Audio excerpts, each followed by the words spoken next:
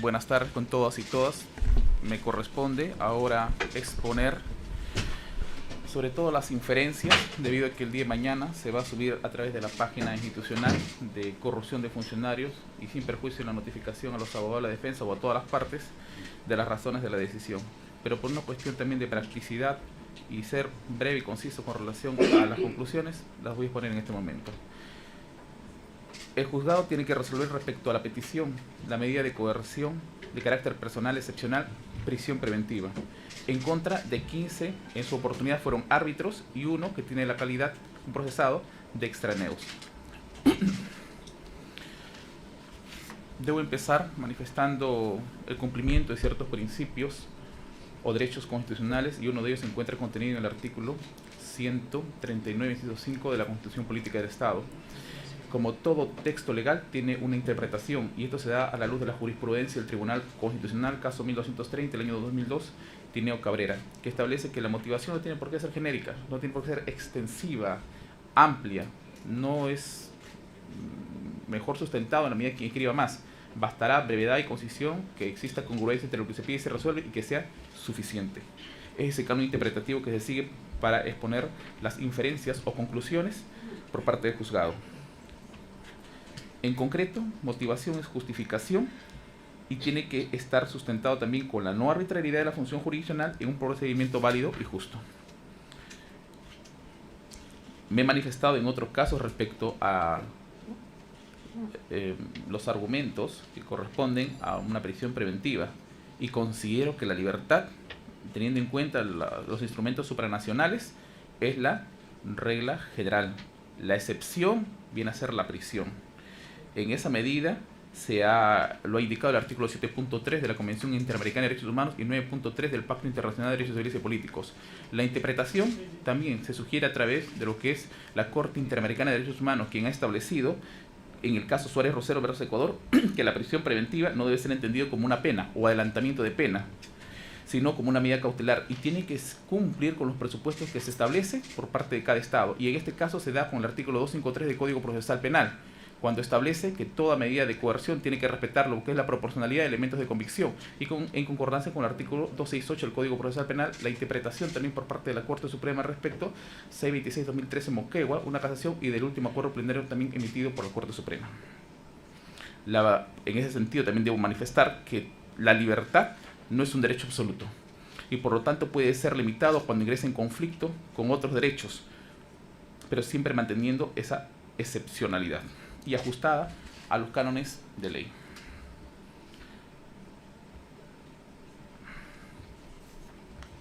Ingreso a lo que es la motivación genérica.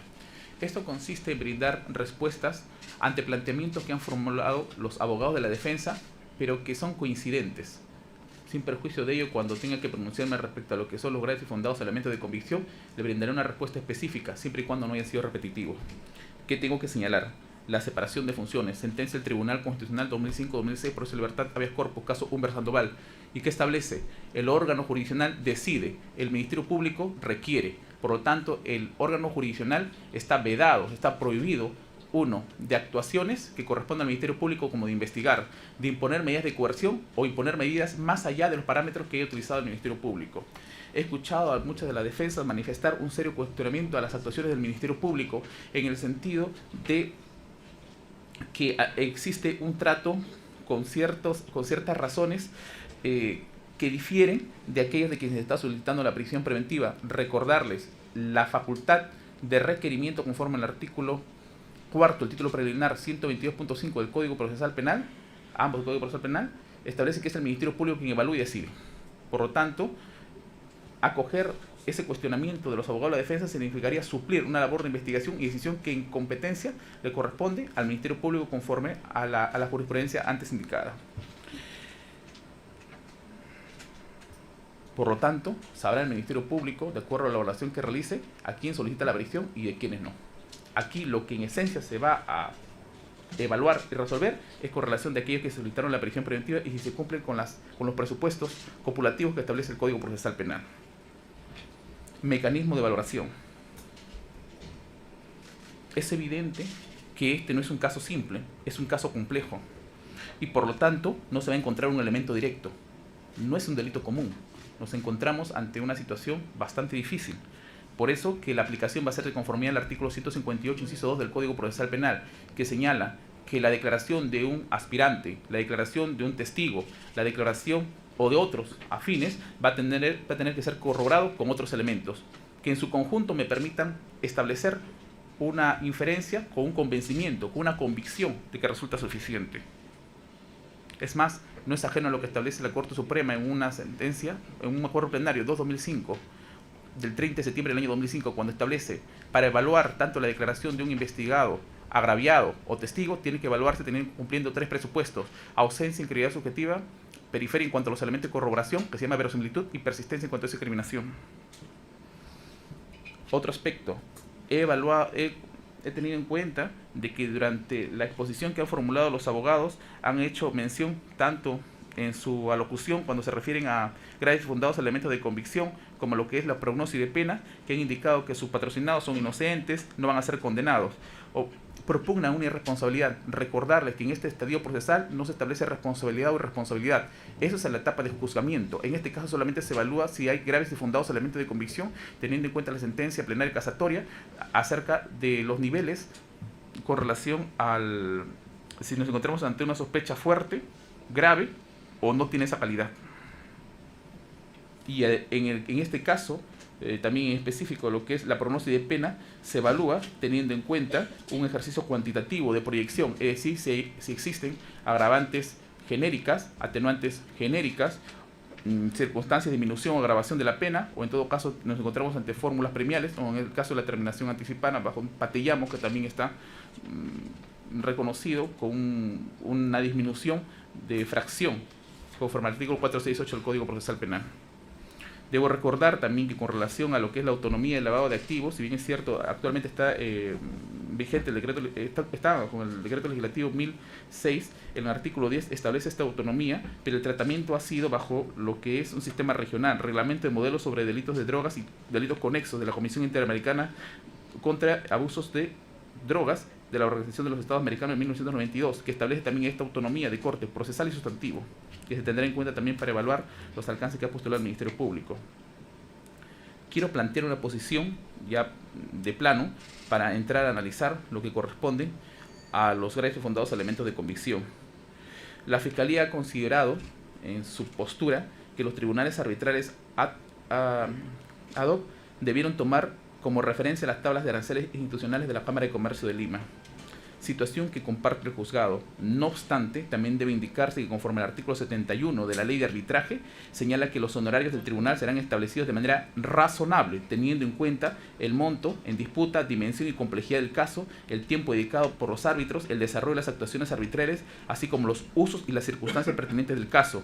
No obstante, lo señalado en ley debe evaluarse en su real contexto de acuerdo al caso que se ha planteado. ¿Y qué consideraciones tiene el juzgado? Es de reconocer que en estas controversias arbitrales una de las partes es Odebrecht, que es una organización delictiva. Esto se sustenta en base a una declaración de culpabilidad en el expediente 1644 ante la Fiscalía de Distrito de Nueva York, Estados Unidos, con fecha 21 de diciembre del año 2016, donde Odebrecht reconoce ante la justicia de los Estados Unidos que pagó sobornos a funcionarios peruanos. Entre ellos están dirigidos para lo que es adjudicación de construcción de grandes obras públicas en el Perú y también financiando campañas. Y también a una resolución emitida por parte de la Sala Penal Especializada de este sistema que señala que Odebrecht habría operado como una organización criminal. Estos elementos se tiene que, sumado a la activa participación del aspirante a proveedor eficaz 14 del año 2017, tanto en su declaración inicial y ampliatoria como otros aspirantes, testigos directivos de Odebrecht en el Perú, señalan que los procesos arbitrales eran turbios desde antes de la designación de los árbitros por Odebrecht y la institución pública que representa el Estado. Durante el procedimiento y posterior al mismo, estuvieron contaminados por soborno, teniendo como producto siempre un pronunciamiento favorable a la empresa brasilera. Por unanimidad se resolvía en corto plazo y constantemente integrados por los mismos árbitros por cada parte, quienes elegían también a su presidente. Es evidente que cuando nos encontramos ante una organización criminal, citando la invocación de la resolución número 3, y me acuerdo esto porque fue lo que resolvió la sala vía apelación cuando se dictó la detención preliminar en el caso de Pedro Pablo Kuczynski, se citó lo siguiente: la labor de los operadores jurídicos para llegar a la aproximación de la verdad de los hechos se ve restringida con muchas dificultades, ya que en apariencia de legalidad no solo orienta a las garantías provenientes de la conducta criminales, sino a las propias personas que se ubican en la cúspide de la organización. Esto lo resalto. Al ser conocidas su pertenencia a una organización criminal, normalmente se ven rodeadas de una aureola de aparente legalidad. A través de las instituciones legales esconden conductas criminales que cometen y se reparten las ganancias. Es necesario señalar que los pronunciamientos arbitrales han tenido características muy particulares que he ido anotando durante toda la audiencia. No solo que ha sido informado por los aspirantes a colaboradores, sino por la celeridad en la emisión de los laudos arbitrales, al igual como los elevados pagos de honorarios, más los informes preliminares y técnicos de los laudos emitidos por profesionales en diversas especialidades del Ministerio Público, que en todos los casos han traslucido irregularidades, defectos técnicos frente a la postura de los abogados de la defensa. Los abogados de la defensa, por su parte, han ejercitado lo que se llama una defensa afirmativa en base a una casación 353 del año 2013 de Arequipa, y que establece que es posible que ellos puedan generar afirmaciones, pero también tienen que estar acreditados. Y en este caso no lo han acreditado, porque frente a ese elemento de convicción del Ministerio Público, lo único que han señalado es que no está de acuerdo a la especialidad, que permite inferir al juzgado que se ha trazado deliberadamente el arbitraje ad hoc para recepcionar el soborno, encubierto o indirecto, con el fin de orientar una decisión favorable a Odebrecht, como se ha demostrado con la aparente legalidad en la que esconde las conductas criminales o en la citación que ha realizado por parte de la Corte Especializada de este sistema, que son propias de una organización criminal, aunado a que el delito de cohecho pasivo específico no exige, respondiéndole a uno de los abogados, una pericia contable para su configuración, y en su caso, si se efectuaran deducciones a estos montos, lo recibido no desnaturaliza su esencia, ser un soborno. Respecto a la organización criminal, he desarrollado lo que corresponde a ser integrante de una organización criminal frente a lo que es una organización. El integrante puede desarrollar un acto aislado, pero quien permanece es la organización. En cuanto al peligro procesal, debo señalar que para evaluar lo que es pena como pertenencia a una organización criminal teniendo en cuenta un pronunciamiento, el caso Ollantumala tiene que ser en su conjunto, pero en todos sus casos siempre con otros elementos que sustenten el peligro procesal, porque por sí solas van a ser descartadas. La casación 626-2013 Moquegua también ha señalado lo mismo. No se trata, y aquí es donde hace alusión a la circular administrativa 325 del año 2011 de la Presidencia del Poder Judicial, que le manifesté en audiencia pública al fiscal que lo conocía. ¿Y por qué lo traigo en alusión? Porque no ha sido descartada. Aquí no se trata de determinar la existencia o inexistencia de un arraigo. Lo que se trata es de confrontarlo, establecer una ponderación y en esa medida determinar si es que se tiene determinados arraigos frente a otros, es suficiente o no. Además, me parece importante citar lo que es el último acuerdo plenario, cuando se ha señalado que en esencia para que exista una prisión preventiva se da a partir de datos de la causa, de que el imputado huye, intenta huir o obstruir la actividad de investigación. De plano, también le rechazo 3 imputaciones al Ministerio Público. La primera está con relación al delito de asociación ilícita para delinquir, la segunda, colusión agravada, y la tercera, lavado de activos. Así que el análisis se centra solo en lo que es el cohecho pasivo específico, por las siguientes razones. El Ministerio Público, durante su exposición, ha señalado que se ha promovido. La acción es promover. Las conductas, en cuanto al accionar, las conductas típicas para la asociación ilícita son 3: constituir, promover e integrar. Respecto a la constitución, es el agente que originariamente ha creado, forjado, iniciado, gestado o moldeado cimientos de una organización. Para ello cito la ley RICO de los Estados Unidos, donde se establece no solamente una cuestión de constitución, sino de permanencia en la organización. En cuanto a la integración, formar parte de él. No se sanciona si es que se ejecuta una conducta. Basta la conspiración o formar parte de la misma para que en todo caso se emita una sanción, sin que se cumplan los fines o se ejecuten las mismas de la organización. El Ministerio Público utilizó promover y tiene algunos alcances. La etapa de promover comprende la realización posterior de los actos de difusión, expansión, consolidación del ente criminal, pues ya fue creada y puso en aplicación sus planes delictivos. El promover implica que tiene riendas de modo formal y fáctico sobre todo el proceso y la planeación estratégica que se va a seguir en el futuro. Busca alianzas, busca diversificar actividades, recluta. Y si un procesado que recluta se le sanciona, ¿cómo se va a tratar a reclutado? El reclutado no puede ser un reclutante. Tendría que tener elementos de convicción el Ministerio Público para determinar que está efectuando dicha actividad. Ahora, no desconozco el acuerdo plenario 4 de 2006 que emite la Corte Suprema, donde establece que lo único que se requiere es una relativa organización, permanencia y estabilidad y un número determinado de personas.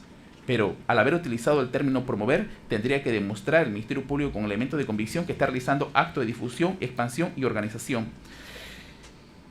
Ahora, en cuanto a esa búsqueda de alianza, de acuerdo a lo que evalúo, se circunscribe a una cuestión de cohecho, que es innegable, pero tiene un derrotero con la declaración de Jorge Simões Barata, cuando niega a conocer a los árbitros. Entonces, habría que evaluar el Ministerio Público de acuerdo a su imputación si nos encontramos ante un acto de promover o ante una organización paralela, o nos encontramos ante una misma organización, porque está cumpliendo un fin de beneficiarlo.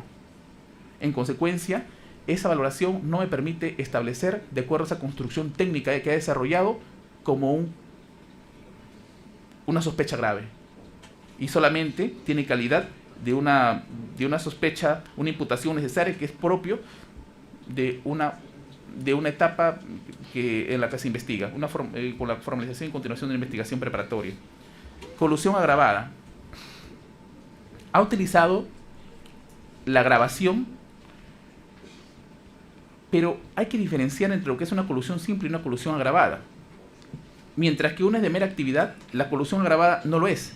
Requiere un resultado lesivo y para eso exige, para determinar el perjuicio patrimonial, una pericia.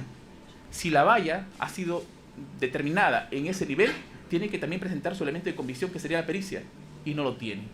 Por lo tanto, la valoración que se desarrolla de los elementos de convicción, porque no se desconoce que son elementos de convicción, no alcanzan tampoco el estándar de una sospecha grave, porque la valla es demasiado alta.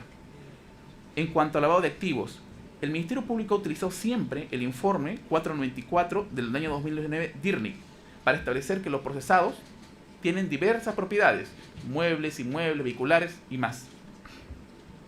Hasta incluso ha recabado documentación relacionada a lo que son depósitos o comprobantes de sumas altas. Pero dotarle a un informe de un nivel de suficiencia me parece que sería poco razonable.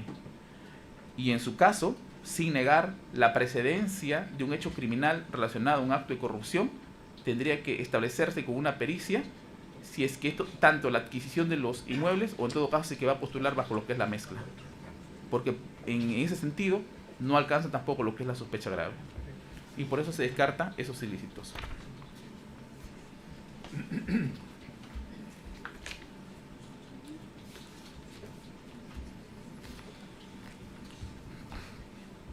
Respecto a Randall Edgar Campos Flores, está acreditado que fue designado en 4 procesos arbitrales, que son institucionales, y 2 procesos arbitrales, que son ad hoc. Está acreditado que procesado en los procesos arbitrales institucionales recibió sobornos por parte de Horacio Canepa a través de jure, que sustenta con la declaración del aspirante colaborador eficaz, corroborado con la factura de órdenes de servicios y contratos de contenido simulado. $40.000 en el primer semestre del 2014, $20.000 en el segundo semestre del 2013, $20.000 en el primer semestre del 2014 y $20.000 en el segundo semestre del año 2013. Lo sostenido por el aspirante colaborador eficaz 14-2017 y su ampliación de declaración sobre el soborno entregado también se corrobora con el acta de traslado de documentos y documentación corroborativa, cuaderno de documentos incorporados y colaboración de la empresa Odebrecht del 19 de septiembre del año 2019, que coincide con las facturas emitidas por la empresa de jure, a través del que Odebrecht reconoce que depositó dinero teniendo como intermediario a dicha empresa con el fin de que sea trasladado al procesado Horacio Canepa, y este a su vez le entregue el dinero al procesado Campos Flores. Además, el oficio 2357 del 2019 de MP del FN Equipo Especial, donde Odebrecht reconoce responsabilidad o acepta responsabilidad y culpabilidad en el caso arbitraje, sumado a la declaración de Ronnie Javier Lord Campoverde, que ratifica lo sostenido por el aspirante colaborador eficaz 14 del año 2017. Para acreditar el lugar donde se entregó el soborno se cuenta con la declaración de colaborador eficaz 14 del año 2017, el acta fiscal de constatación in situ, el acta de visualización y audición escucha, y resalto lo que resulta pertinente entre la conversación entre Canepa y Campos Flores. Canepa dice que ha encontrado la contabilidad del tema de los $20.000 del caso.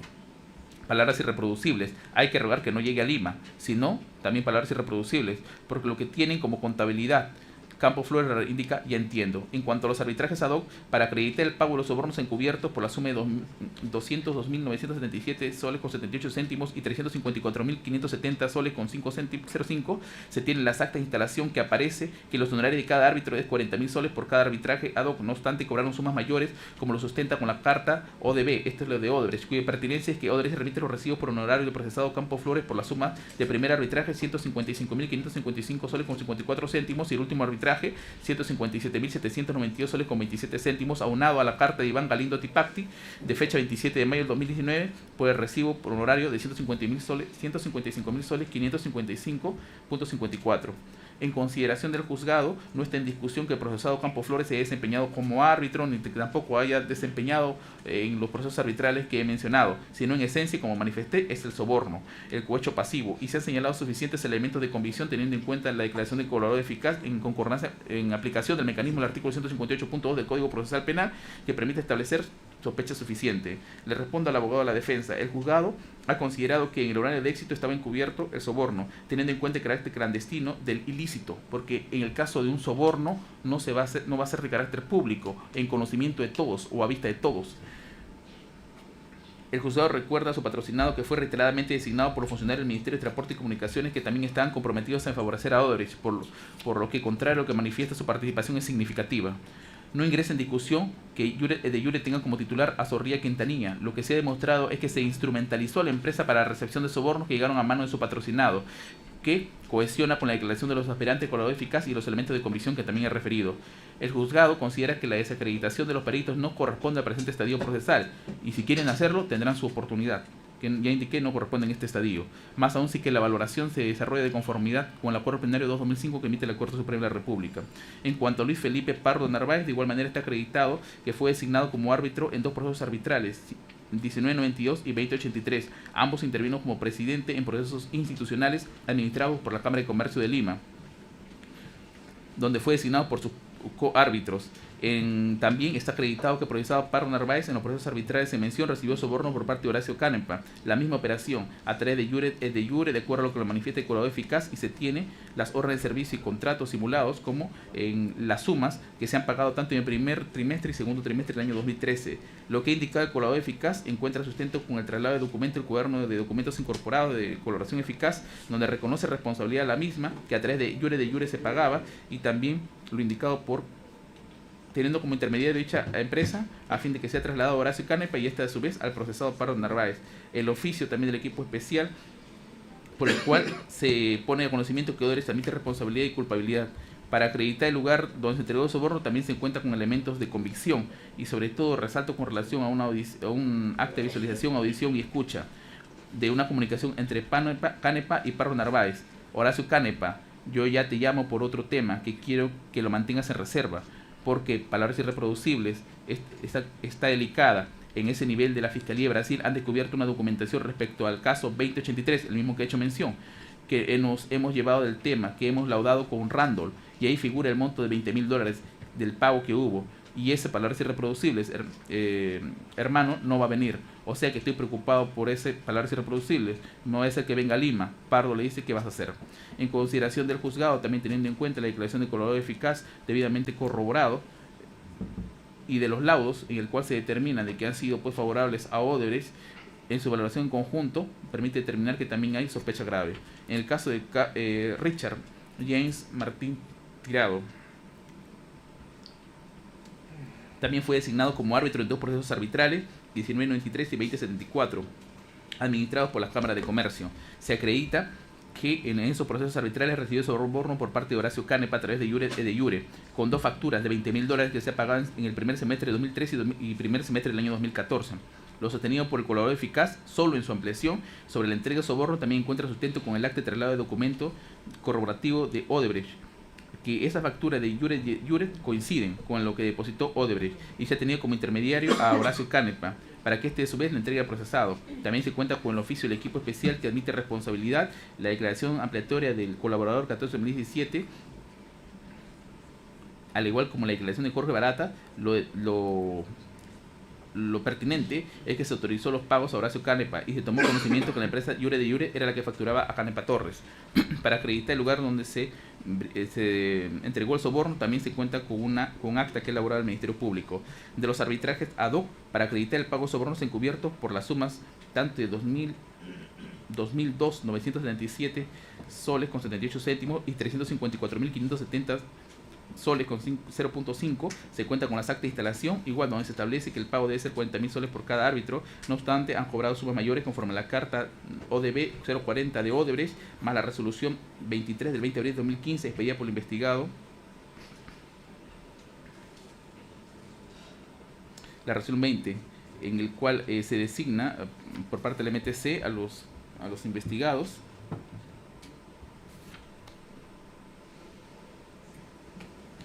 Además, cuando el MTC le pide que realice una interpretación y rectificación de la exclusión del laudo, a lo que los mismos le declaran infundado, y así poder cobrar los sobornos encubiertos. En consideración de juzgado, tampoco se discute la calidad de árbitro de Martín Tirado, menos se discute que haya participado en los procesos arbitrales que he hecho mención, sino la entrega de soborno. La declaración de colaborador eficaz encuentra sustento a partir de la emisión de esos laudos favorables a Odebrecht y los elementos de convicción del cual he referido. Y sin perjuicio de ello, de la reiterada designación como árbitro con un evidente conflicto de intereses, imparcialidad y nula participación de la Procuraduría del Ministerio de Transporte y Comunicaciones. Suficiencia que alcanza lo que es la sospecha grave. Güey de García Rojas está acreditado que participó como árbitro en 4 procesos arbitrales: 1992, 1993, 2075, 2077. En ellos intervino como árbitro designado por el Ministerio de Transporte y Comunicaciones. También está acreditado que en esos procesos arbitrales recibió soborno por parte de Horacio Canepa a través de Iure, que se sustenta con la declaración de colaborador eficaz 14 del año 2017, corroborado con las facturas, órdenes de servicio y contratos simulados. De 1992 recibió $20.000, del 1993 $20.000, del 2075 $5.000 y en el caso del 2077 $25.000 durante el primer y segundo semestre del año 2013. Lo sostenido por este colaborador, 14 de 2017, solo en su ampliación, encuentra sustento con el acta de traslado y documentación del cuaderno de documentos incorporados de colaboración eficaz de la empresa Odebrecht, que coincide con las facturas emitidas por Iure de Iure, a través del que Odebrecht reconoce que depositó dinero teniendo como intermediario a Horacio Canepa, y a su vez Horacio Canepa le entrega al procesado la suma en mención, además del oficio del equipo especial que establece que Odebrecht admite responsabilidad y culpabilidad en el caso de arbitraje, la declaración de Ronnie Lor, que ratifica lo sostenido por el colaborador eficaz 14 de 2017. Siendo lo pertinente también que Barata autorizó los pagos de Canepa y tomó conocimiento que la empresa Iure de Iure era la que facturaba a Canepa Torres, y esta a su vez se entregaba al procesado. Para acreditar el lugar donde se entregó el soborno también se cuenta con el acta que el Ministerio Público ha acompañado. Considero que existe también sospecha grave. Respuesta al abogado defensor. La valoración se hace en conjunto de conformidad, como indiqué, con el acuerdo plenario 2/2005 emitido por la Corte Suprema y no segmentado, por lo que no es necesario que Simón Barata los indique, pues para ello se ha tenido en cuenta lo que ha manifestado el aspirante colaborador eficaz junto con los otros elementos que he señalado. El juzgado señala que el razonamiento que expone el abogado defensor, que su patrocinado laudó en contra de Odebrecht, no resta la grave imputación en su contra que ha impulsado el Ministerio Público respecto en los procesos que sí laudó a favor de la empresa brasileña en perjuicio del Estado, por el cual recibió un soborno. En cuanto a Luis Fernando Pebe Romero, está acreditado que fue designado como árbitro en un proceso arbitral 2072, está administrado por la Cámara de Comercio de Lima, designado como presidente. Está acreditado que en ese proceso arbitral recibió soborno por parte de Canepa a través de Iure corroborado con las facturas y órdenes de servicio de contenido simulado en la suma de $30.000. Lo indicado por ese colaborador eficaz 14 de 2017 y su ampliación se encuentra corroborado con el acta de traslado de documento del cuaderno de Odebrecht, en el cual se reconoce que a través de Iure pues se depositaba dinero y se tuvo como intermediario al procesado Horacio Canepa, y este a su vez le entregue al procesado de quien se está resolviendo la situación jurídica. El oficio 2357 del año 2019 MP del equipo especial, por el cual Odebrecht admite responsabilidad y culpabilidad en el caso de los arbitrajes, sumado a la declaración de Ronnie Javier Lorca Poverde, que coincide con lo manifestado por el colaborador eficaz y lo sostenido por Jorge Simón Barata, que ratifica lo señalado por ambos. respecto a lo que es el dinero.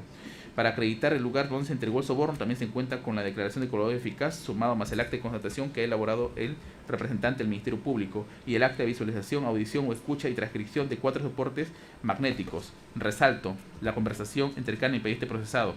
Canepa, a nivel de la Fiscalía de Brasil han encontrado los vouchers del tema del pago y ese tema del pago, los 30.000 que te di, ¿me entiendes? Y no figura ahí, Pebe, eso no se habla por aquí.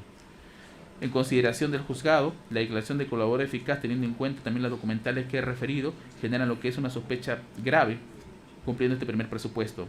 Le responde el abogado de la defensa. El juzgado señala que la idoneidad de los informes preliminares de arbitraje son valorados con otros elementos de convicción periféricos, no aislados. Sin embargo, si la defensa considera que quiere rebatirlos, está en su pleno derecho, y de conformidad a la casación 2-2008, la libertad puede efectuarlo durante el decurso de la investigación preparatoria. La falta de pericia fonética no constituye una limitación para que pueda ser valorado este elemento de convicción junto con otros, y para eso le recuerdo el caso de los cuellos blancos. En cuanto a las declaraciones de Simón Barata y Ronnie Lord Campoverde, tienen que ser analizadas en su conjunto, porque si es seccionada, nunca voy a alcanzar una aproximación a través de las inferencias que he señalado, teniendo en cuenta la casación, el acuerdo plenario 2-2005 emitido por la Corte Suprema de la República. En cuanto a Emilio Casina Rivas, cohecho pasivo específico, está acreditado que fue designado como árbitro en 3 procesos arbitrales, 1991, 2070 y 2077, en los que intervino como árbitro designado por el MTC. Está acreditado también que en esos procesos arbitrales recibió soborno por parte de Horacio Canepa a través de iure que se sustenta con la declaración de colaborador eficaz, último que señala la manera directa de los procesados en la que se entregó dinero, corroborado con las facturas y órdenes de servicio, que se ha pagado $25.000, $50.000, $50.000, y esta se da en el segundo semestre de 2012, en el segundo semestre del año 2013, bueno, coinciden, ¿no? Para que sean $100.000 de cada, tanto el expediente 2070 y 2077. Esa declaración de colaborador, teniendo en cuenta el acta de traslado de documentos de la empresa Odebrecht, que coincide con las facturas que se han entregado por iure, donde Odebrecht reconoce que tuvo como intermediario a Horacio Canepa y esto a su vez le entregó al referido procesado, va de la mano con el oficio 2357-2019 del equipo especial, donde también Odebrecht reconoce responsabilidad y culpabilidad en el caso de los arbitrajes, la declaración de Ronnie Lord Campoverde que ratifica lo sostenido por el colaborador 14-2017 y la declaración de Jorge Simón Barata en cuanto a la asistencia judicial 2041 en el año 2018, traducida, que en lo pertinente autorizó los pagos a Canepa Torres y este tomó conocimiento que la empresa iure era la que facturaba a Canepa Torres. Para acreditar el lugar donde se entregó el soborno, además de la declaración de colaborador 14-2017, se tiene la constatación que efectuó el Ministerio Público. Considero que existe una sospecha grave. En cuanto le responde el abogado de la defensa, constituye parte de las diferencias del juzgado que no está en discusión la calidad de su patrocinado de árbitro ni el laudo que emitió, sino la imputación, que es el soborno que recibió para favorecer con esa decisión a Odebrecht. Con relación a los informes preliminares, en concepto del abogado defensor, no son de especialidad. Podrá cuestionarlos en su oportunidad. Es una defensa afirmativa y no está respaldada por ningún elemento de convicción que durante el debate haya alcanzado para contrarrestar los alcances del mismo, que ha presentado el Ministerio Público. Respecto al aspirante colaborador eficaz, con su dicho salva su responsabilidad. Recordarle que es una fórmula de derecho premial y por lo tanto hay un proceso especial donde se puede emitir, puede beneficiarse, pero para ello también tiene que cumplir en estricto, bajo el principio de legalidad, lo que exige el Código Procesal Penal para este tratamiento. En cuanto al procesado José Humberto Abanto Verástegui, cohecho pasivo específico, está acreditado que el procesado Abanto Verástegui fue designado como árbitro por Odebrecht en un proceso arbitral ad hoc con laudo de fecha 6 de septiembre del año 2013 administrado en la avenida Las Artes Sur, C23, San Borja, Lima. Está acreditado que el procesado Abanto Verástegui solicitó y recibió soborno de $106.000 a través de Alejandro Álvarez Pedrosa, quien es coárbitro titular del estudio jurídico designado por el MTC propuesto por Calderón Rossi, que es el asesor jurídico de Dirección de Concesiones del Transporte del MTC, que a su vez recibió dinero de Calderón Rossi y este a su vez recibió dinero de Fernando Llanos. ¿Quién es Fernando Llanos? Directivo de Odebrecht, por instrucción de Ronnie Lord Campoverde, director de contrato de IRSA Norte, que se encuentra sustentado con la declaración del aspirante colaborador 0508 del año 2019, que sostiene que finalmente Álvarez Pedrosa le entrega dinero a sus coárbitros y entre ellos se encuentra Abanto Verástegui y Rivera Reyes. Lo sostenido por el aspirante a colaborador eficaz se corrobora de conformidad con el artículo 158.2 del Código Procesal, que señala los supuestos de los testigos de referencia, declaraciones de arrepentidos, colaboradores y situaciones análogas, solo con otros elementos que corroboren al testimonio podrán imponer al imputado una medida de coerción. He indicado una medida porque en el Código indica prueba y la prueba no corresponde a esta estadía, sino a etapa de juzgamiento. ¿Con qué se corrobora? El acta de entrega de documento de fecha 8 de agosto del 2019, cuya pertinencia es la comunicación entre Calderón Rossi y Álvarez Pedrosa, para que sea el último de ellos designado árbitro junto al procesado Abanto Verástegui. El oficio 1330 del 2013 MTC, que acredita que se concretó el pacto de designación de Álvarez Pedrosa conjuntamente con Abanto Verástegui para formar el tribunal arbitral. Se cuenta también con la declaración del aspirante colaborador eficaz 0809 del año 2019, cuya pertinencia es que armoniza con el anterior aspirante y colaborador, respecto a que Celso Gamarra Roy, director de concesiones de transporte del MTC, le facilitó a Sergio Calderón, asesor de confianza del MTC, que conversara sobre el futuro del proceso arbitral. Conoció las negociaciones que hizo Calderón Rossi y de las reuniones y tratativas con Ronnie Lor, Fernando Llanos y con los futuros árbitros. Por todo ello, Gamarra Roy, quien es director de concesiones del MTC, recibió un soborno de 40.000 soles por viabilizar el pago del laudo en menos de 2 semanas que le entrega a Calderón a Sergio Calderón, quien es su asesor de confianza del MTC, para no elaborar un informe de la futura anulación del laudo. Otro elemento, acta de traslado de documentos e información corroborativa de documentos incorporados de colaboración eficaz de la empresa Odebrecht del 19 de septiembre de 2019, que sustenta los recibos por honorarios por el que se pagó al tribunal arbitral que conformó el procesado Abanto Verástegui, y por último, un depósito de provías que le hace a Odebrecht, concesionaria de Irsa Norte, por este proceso arbitral conforme al laudo arbitral que hace Abanto Verástegui en un plazo ilícitamente pactado. Como consecuencia pierde el Estado peruano. La declaración de Jorge Simões Barata de la asistencia judicial 2041 del año 2018, que sostiene la impertinencia que Ronnie Lor pidió autorización para efectuar los pagos. Declaración de Ronnie Lor Campuverte, que señala que le pagó al tribunal en mención y conforme el procesado Abanto Verástegui a través de Sergio Calderón Rossi. Declaración de Llanos Correa de fecha 27 de junio del año 2019, que corrobora lo sostenido por el colaborador 508 del año 2019. Lugar, modo, circunstancia, pactos, reuniones, las entregas de dinero que finalmente llevan a Álvarez Pedrosa y este lo reparte a su árbitro Abanto Verástegui. La declaración de Sandro Javier Espinosa Quiñones, ex abogado de la Procuraduría, importante cuando manifiesta las circunstancias que atestigua el comportamiento parcializado de Abanto Verástegui a favor de Odebrecht, cuando señala las circunstancias que durante la audiencia de ilustración del proceso arbitral, Abanto citó circunstancias que no estaban en el expediente y que no había sido argumentado por el abogado Ruiz Paredes, que defendía Odebrecht, y ante este reclamo el presidente del tribunal arbitral, y sigue. Por último, existieron ampliaciones de honorarios que no tenían sustento. Está acreditado que el procesado por todo ello, me refiero a Abanto Verástegui, recibió soborno en la suma que he señalado, 135.374 soles con 99 céntimos.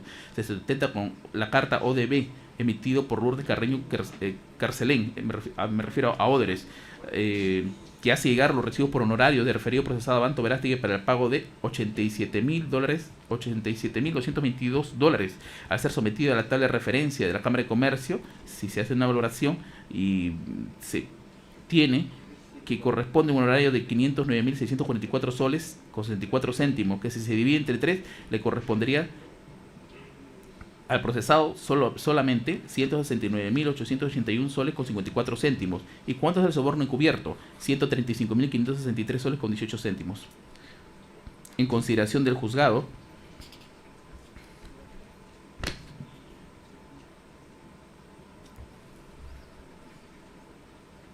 no está en discusión que el procesado Abanto Verástegui haya cumplido una función como árbitro y que haya dado a favor de Odebrecht. La cuestión es el soborno. Y para ello se tiene dos declaraciones de colaboradores eficaces, 508-2019 y 809 del año 2019, que se ha corroborado con los documentos que he dado a lectura. Y sin perjuicio de eso, también se cuenta con dos elementos adicionales. El informe preliminar 13 del laudo Irsa Norte ad hoc, donde se resalta que el tribunal debió considerar la pericia de ingeniería civil para verificar si realmente se efectuó la ruta crítica de trabajo realizado por el concesionario. Otro punto, el tribunal no solicitó el sustento de cálculos matemáticos y financieros que llevaron al perito a determinar una tasa del costo del 15.14. Otro punto, el acta de instalación se menciona el orden de prelación de las normas a aplicar, el reglamento de arbitraje de la Cámara de Comercio. Otro punto, existieron liberación de terrenos por causas no imputables al concedente, porque nunca hubo una paralización de obra. toda vez que el concesionario tenía otros frentes respecto a los cuales podría ir trabajando teniendo en cuenta la magnitud de la obra, y el informe preliminar 01 del año 2019, donde se hace mención de un conflicto de intereses para resolver los arbitrajes y emitir un laudo con íntegra independencia y estricta imparcialidad, debido a que los árbitros ya habían participado en otros arbitrajes y sin perjuicio de la deficiente defensa de la Procuraduría del Ministerio de Transporte y Comunicaciones.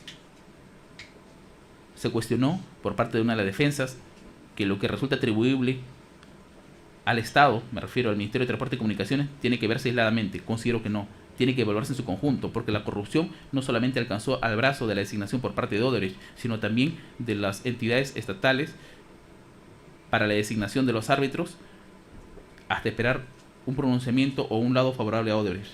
Respuesta al abogado defensor. El juzgado sostiene que lo declarado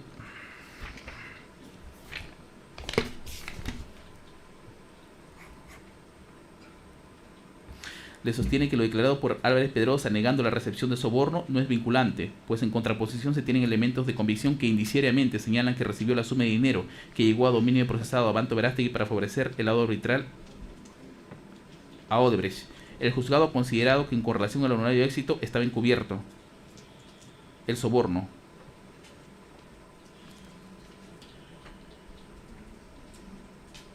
Respecto a lo sostenido de que no hubo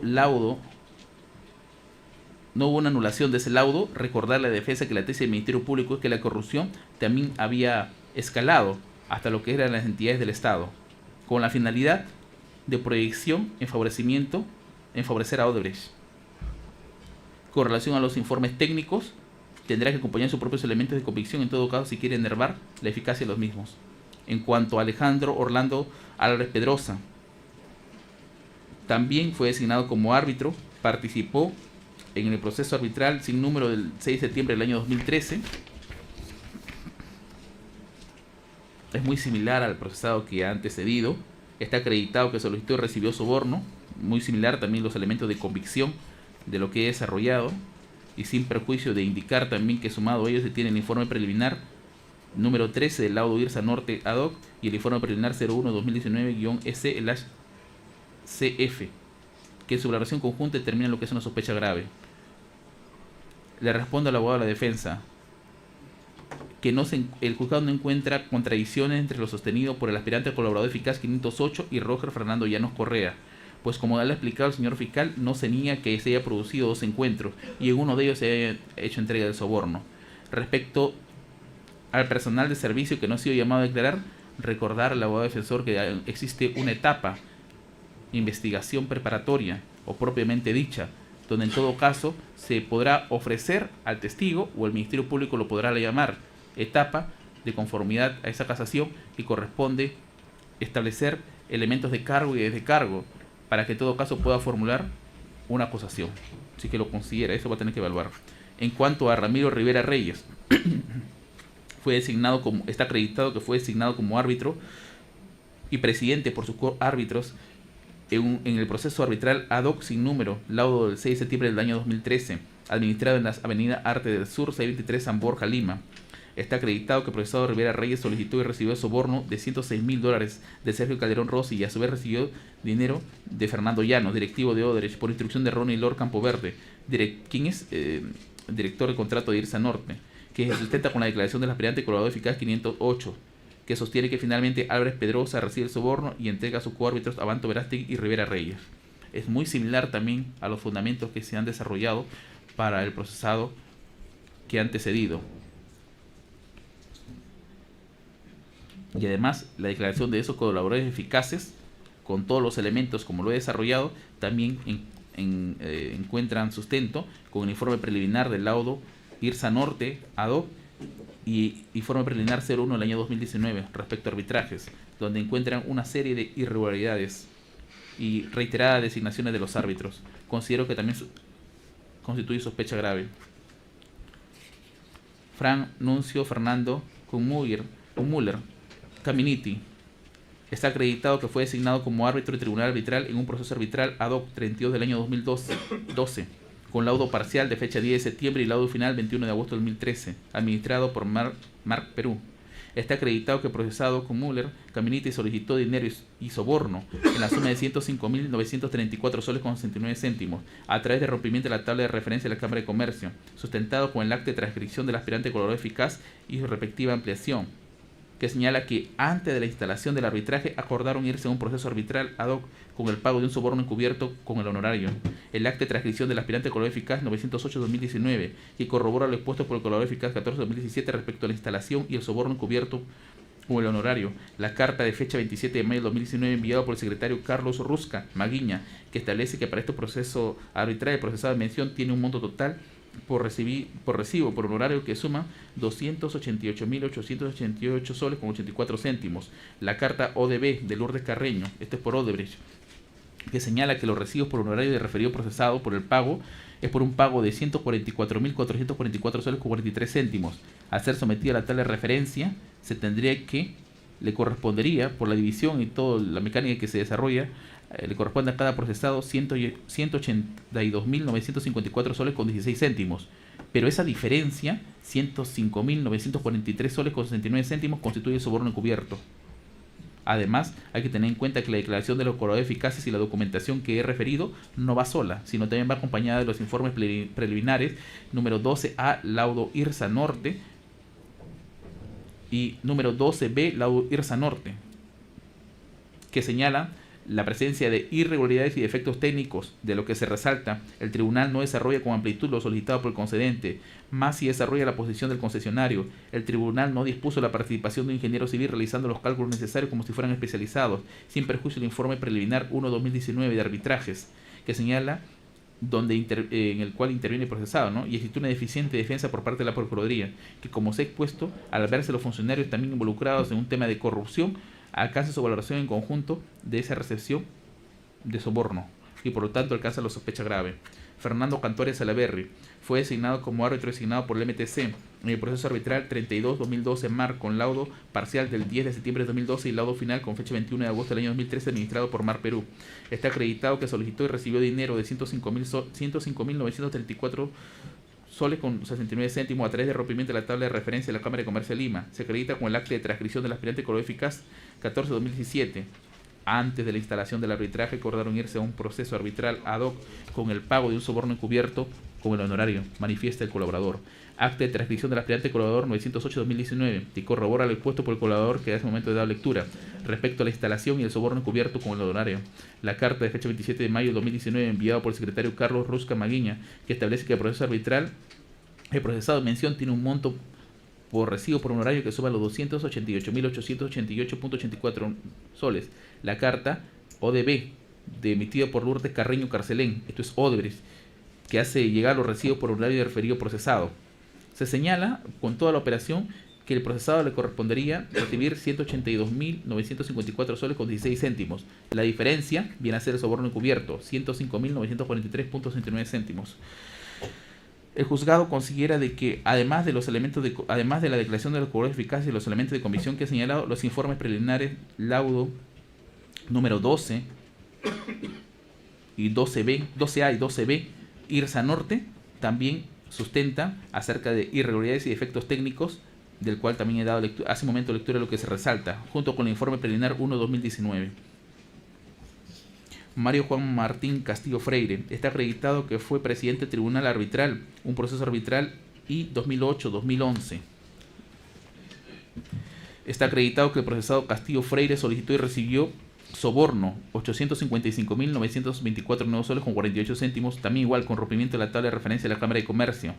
Se tiene el testigo, declaración de Ricardo Antonio Paredes Reyes, director de contrato de Odebrecht Ingeniería, de fecha 21 de junio de 2019. En pertinencia señala las circunstancias como es que se entregó el soborno encubierto al procesado Castillo Freire, al igual como a sus coárbitros Ricardo Espinosa Rimachi y Enrique Zapata Velasco. Además, que quienes se encargaron de ropaje jurídico, construcción de la demanda, pretensión, asesoría y pretensión principal y accesoria subordinada es Caral e IRL, que es representado por Héctor García Briones y conformado por Manuel Berganla Zúñiga, y en la sombra estaba Iván Galindo Tipacti.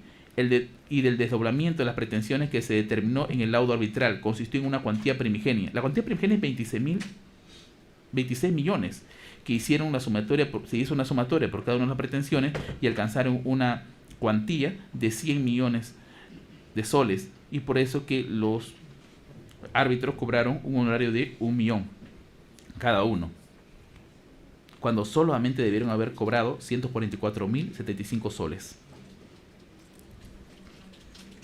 En la resolución he hecho recortes de algunos fragmentos de la declaración de Ricardo Antonio Paredes Reyes.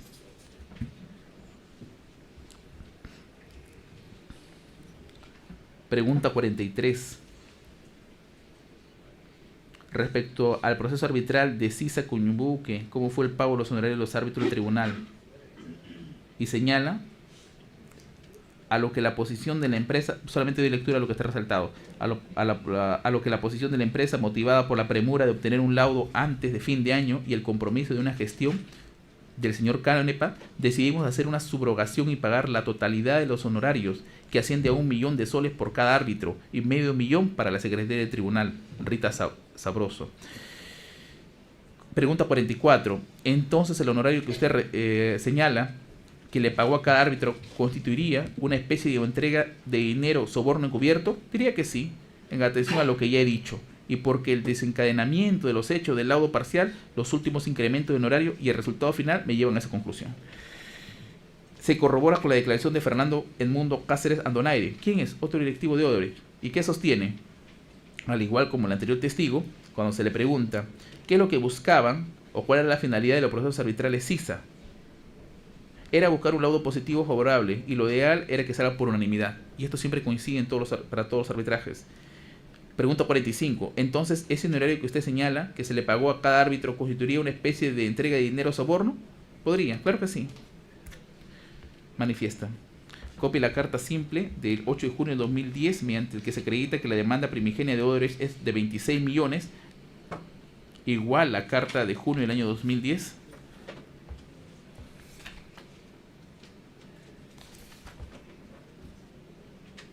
La resolución gerencial 263-2010 del Gobierno Regional de San Martín del 12 de julio de 2010, que declara improcedente la pretensión de Odebrecht, y esto da inicio pues al proceso arbitral. La declaración de Rita Sabroso, secretaria arbitral, que sostiene que el dinero que se entregó al procesado Castillo Freire, en un total de 1 millón, no ha sido devuelto. El oficio 154-2019, Gobierno Regional de San Martín, que señala que le han pagado como honorario al árbitro por honorario arbitral al procesado la suma de 416.666 nuevos soles con 65 céntimos. La carta ODB de Lourdes Carreño Carcelén, que hace llegar los recibos por horario referido procesado, es por la suma de 583.333 soles, al ser sometida a la tabla de referencia, y con toda la operación se tiene que el procesado solo debió haber cobrado 144.075 soles con 48 céntimos, y que existiendo una diferencia de 855.924 soles con 48, que constituye el soborno encubierto.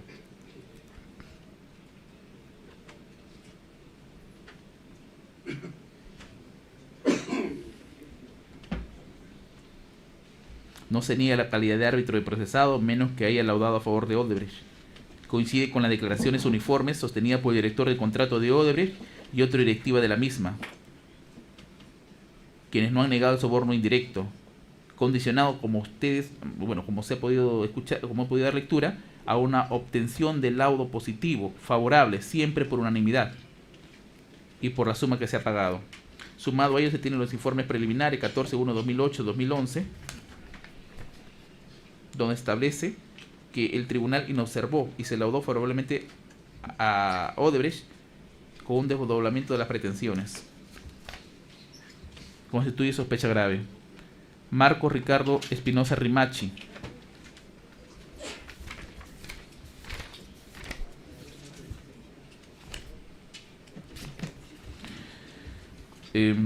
Fue designado como árbitro del proyecto especial Central Guayaga Bajo Mayo, en un proceso arbitral ad hoc 1-2008-2011 con laudo parcial 25 de octubre de 2012 y laudo final 28 de febrero del año 2013. Está acreditado que solicitó y recibió soborno a través de rompimiento de la tabla de referencias. Se tiene el testigo Ricardo Antonio Paredes Reyes, director del contrato de Odebrecht Ingeniería, de fecha 21 de junio del 2019, que en pertenencia señala las circunstancias como que se entregó el soborno encubierto a Castillo Freire y a sus coárbitros, entre ellos Ricardo Espinosa Rimachi y Enrique Zapata Velasco, además quienes se encargaron de ropaje jurídico, tanto construcción de la demanda, pretensión principal y accesorios subordinada, Escaral e IRL, que es representado por Héctor García Briones y conformado por Manuel Berlanga Zúñiga, y en la sombra está Iván Galindo Tipacti, como el desdoblamiento de las pretensiones.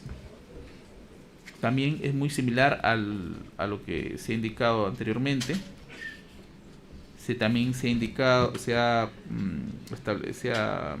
la resolución se comprende las preguntas que se ha formulado tanto a Ricardo Antonio Paredes Reyes, director del contrato de Odebrecht, como al directivo de Odebrecht, que coinciden en indicar sobre un fallo favorable en un tiempo rápido y siempre por unanimidad, igual como las documentales que he dado lectura anteriormente.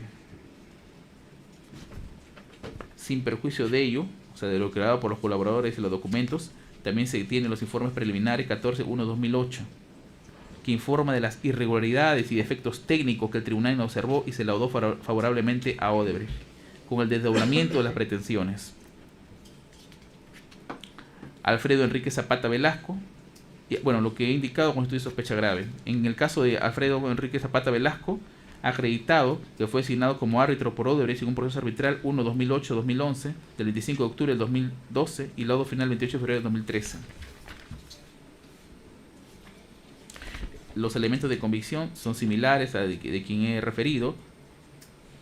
Está acreditado que este procesado solicitó y recibió soborno, con la declaración de Ricardo Antonio Paredes Reyes, corroborado con Fernando Edmundo Cáceres Andonaire, otro directivo de Odebrecht, las documentales que se han indicado, y sin perjuicio de los informes preliminares 14-2018.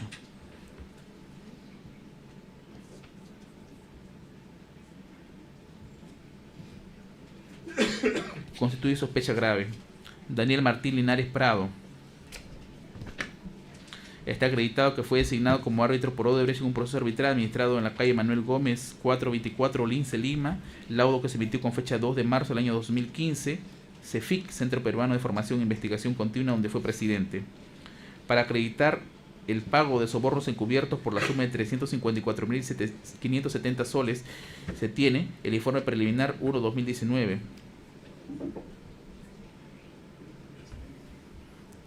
De fecha 9 de agosto del año 2019, que lo emite Edwin Saavedra Chávez, abogado de contrataciones del pool de peritos especial, cuando se indica que el procesado Linares Prado también participó en otros procesos arbitrales en el que también intervino Odebrecht, 1.670 y 20.087. En el punto 3 señala que de los 26 procesos arbitrales, a sabiendas que ya habían actuado en procesos arbitrales anteriores como árbitros designados por el concesionario concedente, así como árbitro presidente del tribunal arbitral, volvían a aceptar nuevas designaciones de árbitros como miembros en procesos arbitrales incoados por el concesionario en contra del concedente, con un similar fondo del asunto del análisis de la controversia. También la carta ODB de Odebrecht, la pertenencia es que recibe honorarios en la suma de 153.140 soles. La carta de Randall Campos Flores, que como presidente del tribunal arbitral, que remite los recibos por honorario, que informa que se debe cobrar un total de 153.140 nuevos soles. Y hay que tener en cuenta el acta de instalación, que también constituye un elemento de convicción, por el cual se establece el tema de soborno.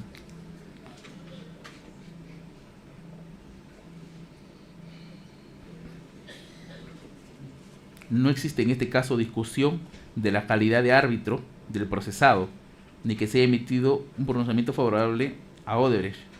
Hay que tenerse en cuenta que participó en otros arbitrajes, siempre promovidos por las mismas partes,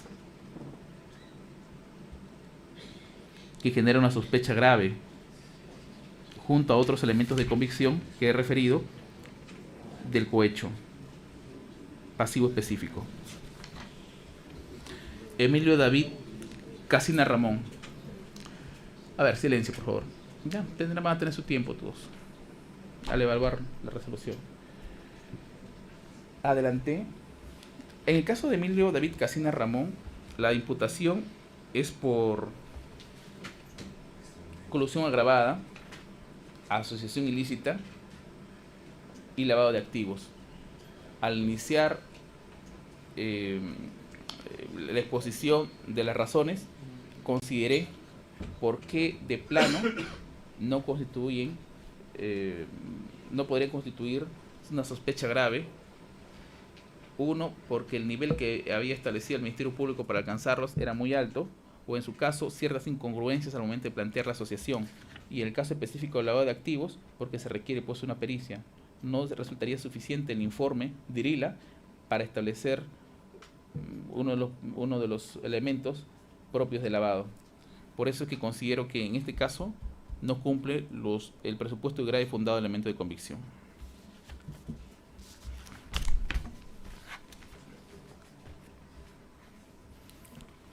Peligro procesal.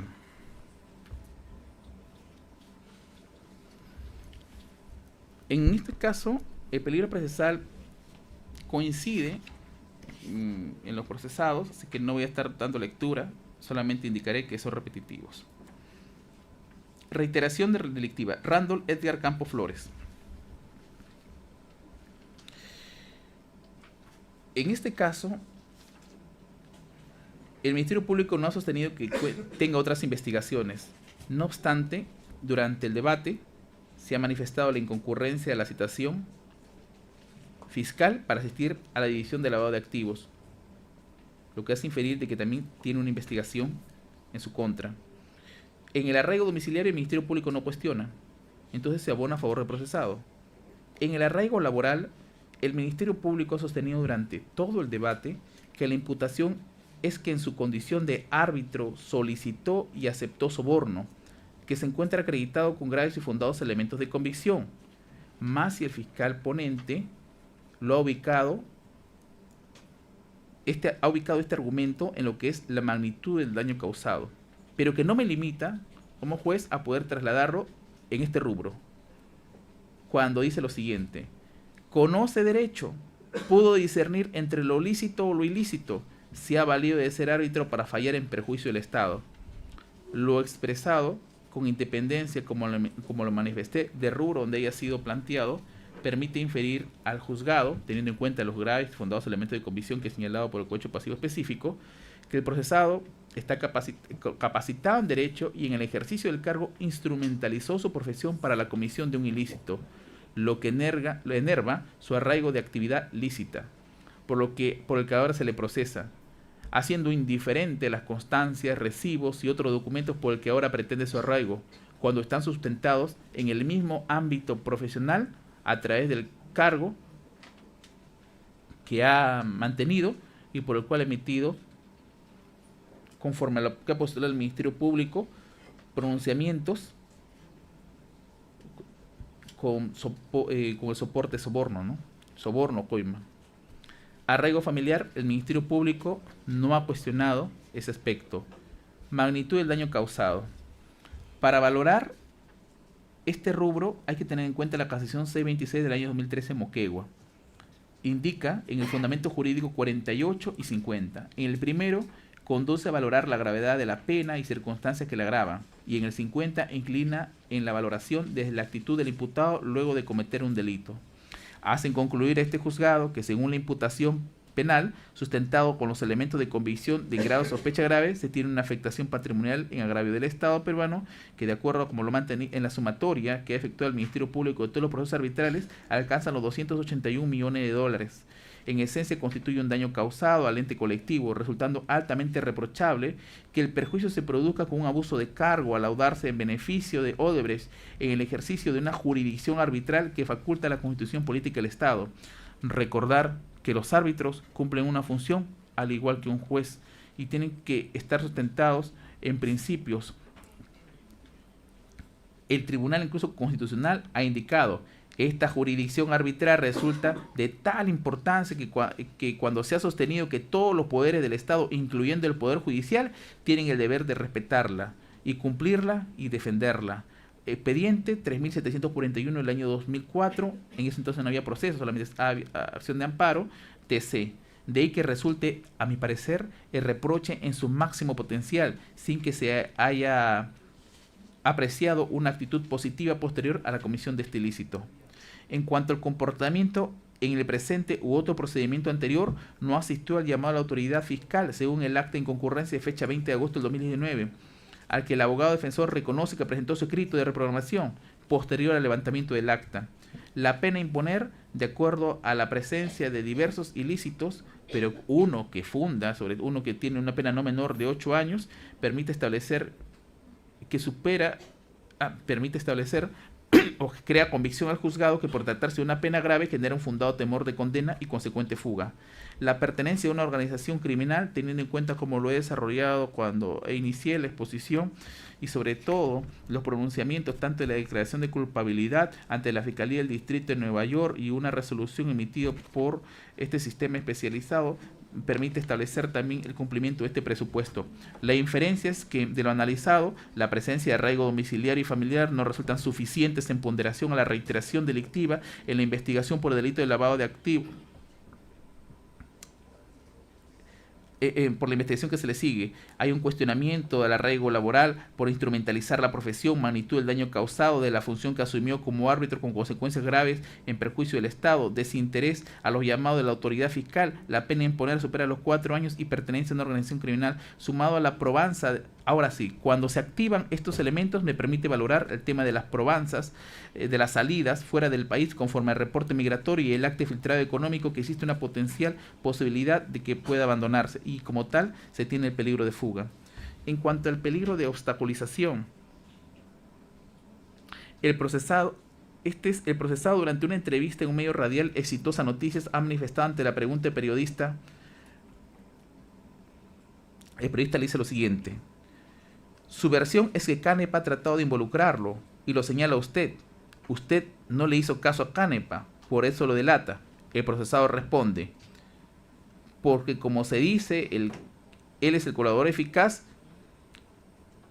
Eso es lo que ha dicho el doctor Cantuares en otro medio de comunicación. En la siguiente pregunta, para que puedan ser tratados conjuntamente, el periodista pregunta: se supone que Canepa no debería mentir si es el colaborador eficaz. Y el procesado le responde: no debe mentir. ¿Cuál es la inferencia del juzgado? De la lectura de las dos respuestas que ha brindado el procesado ante un medio radial, permite evidenciar que ha sido claro en vincular al procesado como aspirante colaborador. Hasta ha mencionado que en esa condición no debe mentir, situación que es ajena a lo que es la libertad de expresión que faculta el artículo 2, inciso 2 de la Constitución Política, artículo 4, inciso 2 de la Constitución Política del Estado, pues en su condición de investigado su conducta procesal influye negativamente a los que brinden información, continúen atestiguando, limitando al ente persecutor a alcanzar la verdad de los hechos por la significativa revelación de la identidad, sea o no el procesado quien sea el aspirante o colaborador. En consecuencia, tiene peligro de fuga y peligro de obstaculización. En el caso de Luis Felipe Parro Narváez, en cuanto a la reiterada designación, el Ministerio Público no ha referido en absoluto. En cuanto al arraigo domiciliario, no ha cuestionado. En cuanto al arraigo familiar, tampoco. Y en cuanto al comportamiento, en el presente caso, la providencia 513, que ha hecho referencia al Ministerio Público, de acuerdo a lo que leí, no está dirigido al procesado, sino a instituciones públicas y privadas. Esto abona a favor del procesado. No obstante, en inferencia tengo que indicar que la presencia de arraigo domiciliario y familiar no resulta suficiente al cuestionado arraigo laboral por instrumentalizar la profesión, magnitud del daño causado desde la función que asumió como árbitro con consecuencias de un grave perjuicio al Estado, pena imponer superior a los 4 años y pertenencia a una organización criminal, sumado a la probanza de las salidas fuera del país que conforme al reporte migratorio y el acta de filtrado económico existe posibilidad de abandonarlo, y determina lo que es peligro de fuga. En cuanto al peligro de obstaculización,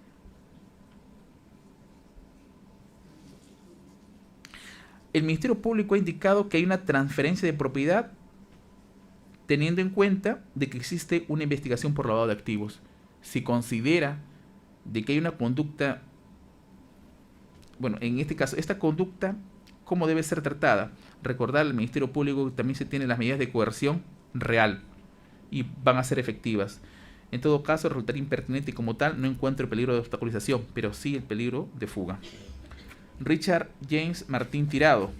De igual manera, el Ministerio Público no ha brindado información de reiteración delictiva. El arraigo laboral es cuestionado por lo que ya he referido anteriormente. El arraigo familiar no ha cuestionado al Ministerio Público en cuanto a su comportamiento.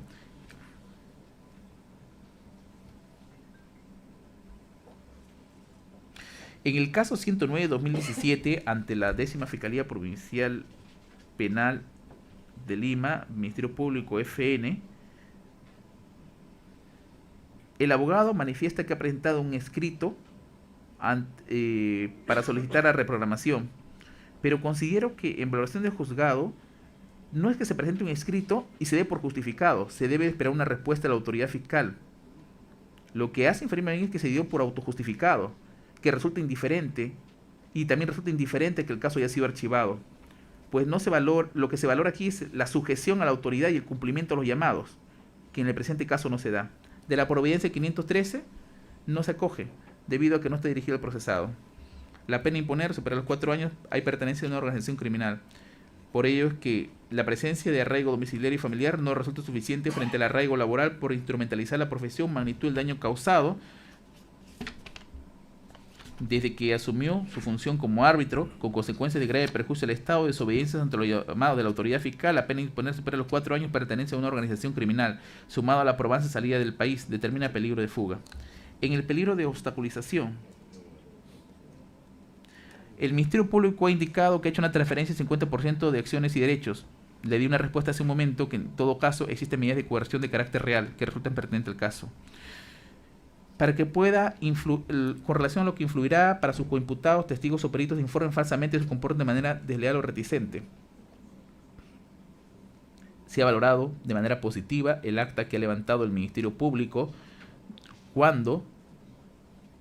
que informa que Richard Martín Tirado aborda a un abogado denunciante para interrogarlo si Horacio lo había echado o no, indicándole que es dueño de jure, y mencionándole, si tú dices la verdad, con palabras de reproducir lo que va a pasar, y le va a afectar a él y a Casina. En consideración del juzgado, ese comportamiento tiene como objeto neutralizar al denunciante, pues menciona palabras soeces con las consecuencias que pueda acarrear a partir de su declaración, siendo lo más grave que indague si otro procesado habría declarado sobre él y sobre su situación como dueño de la empresa Jure de Jure. Es una manera de influir en otros para evitar los objetivos de la Fiscalía en el esclarecimiento de los hechos, y como tal constituye peligro de obstaculización. Weider García Rojas. El Ministerio Público no cuestionó la reiteración delictiva, menos el arraigo domiciliario, tampoco el arraigo familiar. Pero hay magnitud de daño causado, el comportamiento cuestionable en este proceso en otro anterior.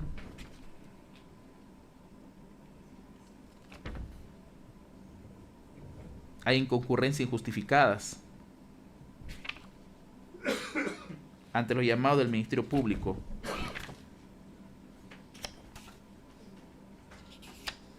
Y en cuanto a la providencia 513, no lo apojo, porque como indiqué, no está dirigido al procesado, sino a instituciones públicas y privadas. Hay pena a imponer que supera los 4 años y pertenencia a una organización criminal. De lo analizado, la presencia de arraigo domiciliario y familiar no resulta suficiente frente a los otros elementos como instrumentalización de la profesión, magnitud de daño causado, inconcurrencia injustificada lo llamado a la autoridad fiscal, la pena imponer los 4 años y pertenencia a una organización sumada a las probadas salidas del país y a un filtrado económico de altas posibilidades que pueda fugarse. En cuanto al periodo de obstaculización, el Ministerio Público ha señalado que encontró un escrito dirigido a un funcionario, pero no ha dado mayor explicación al respecto. No hay una pertinencia que me permita desarrollar un estudio y concordarlo con uno de los rubros de peligro de obstaculización. Por eso no se coge en ese extremo. No obstante, se tiene peligro de fuga. Luis Fernando Pebe Romero. El Ministerio, con relación a lo que es reiteración delictiva, el Ministerio Público no ha brindado información en este supuesto, tampoco cuestionar el arraigo domiciliario ni el familiar. No obstante, cuestionar el arraigo laboral, por lo que he manifestado, hay magnitud del daño causado. En cuanto al comportamiento en este proceso o en otro anterior,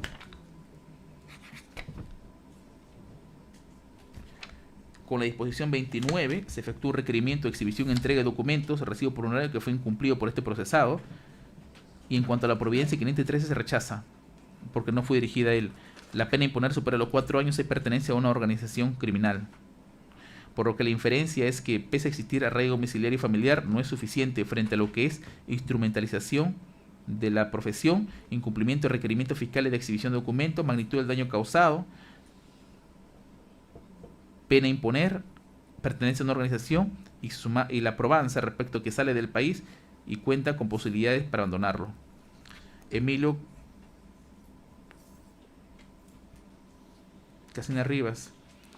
En este caso, no hay cuestionamiento de reiteración delictiva, tampoco arraigo domiciliario y familiar, pero en contra se tiene arraigo laboral, magnitud del daño causado. El comportamiento en este proceso no acude ante los llamados de la autoridad jurisdiccional. La pena a imponer supera los 4 años y hay pertenencia a una organización criminal. Pero quiero realizar una especial argumentación en este caso. En primer lugar, el día de la audiencia, no sé si estará el día de hoy, pero en todas las audiencias no ha dejado de asistir. Y el procesado cuenta a la fecha con 83 años de edad, mientras que su abogado ha manifestado que tiene dolencias, problemas de salud, por lo que corresponde, por el juzgado, que tenga un trato razonable conforme a lo establecido en la Convención Interamericana sobre la Protección de los Derechos Humanos de las Personas Mayores. El juzgado considera que en el caso en particular debe regirse conforme a lo establecido en el artículo 290 del Código Procesal Penal, porque el procesado Casina Rivas tiene más de 65 años y cumple el presupuesto del inciso 1 literal A del Código Procesal Penal. Además, no le resulta adverso el peligro de obstaculización por ser inexistente, debido a que el Ministerio Público no ha argumentado en ese sentido. Es de recordar que, como indica el Tribunal Constitucional en el expediente 19/2005 por eso de inconstitucionalidad, nos encontramos ante un modelo restringido de detención domiciliaria. De acuerdo a nuestro Código Procesal Penal, si se cumplen los presupuestos de una prisión preventiva, es posible poder suplirlo por un arresto domiciliario siempre y cuando se cumplan los presupuestos. Y en este caso es una mayoría de edad con una inexistente, como manifesté hace un momento, obstrucción de proceso. Por lo que considero que en ese trato razonable corresponde imponer una detención domiciliaria y se le otorga 5 días para que indique dónde va a cumplir esa medida bajo apercibimiento y revocatoria previa solicitud del Ministerio Público. Así que en ese sentido tiene un argumento específico. José Humberto Abanto Verástegui, en relación a la reiteración delictiva, no ha brindado ninguna información al Ministerio Público. Igual en cuanto al arresto domiciliario no lo ha cuestionado ni al familiar. El arraigo, por el contrario, le resulta contraproducente lo que es el arraigo laboral, porque tiene la misma argumentación que he referido anteriormente, que he referido. La magnitud del daño causado, también. El comportamiento en el presente u otro procedimiento anterior. De la Providencia 513 no está dirigido al procesado, sino a instituciones públicas y privadas, así que no se acoge. En cuanto a una disposición que solicita la documentación, está sujeta a una pluralidad de instancia. Apeló.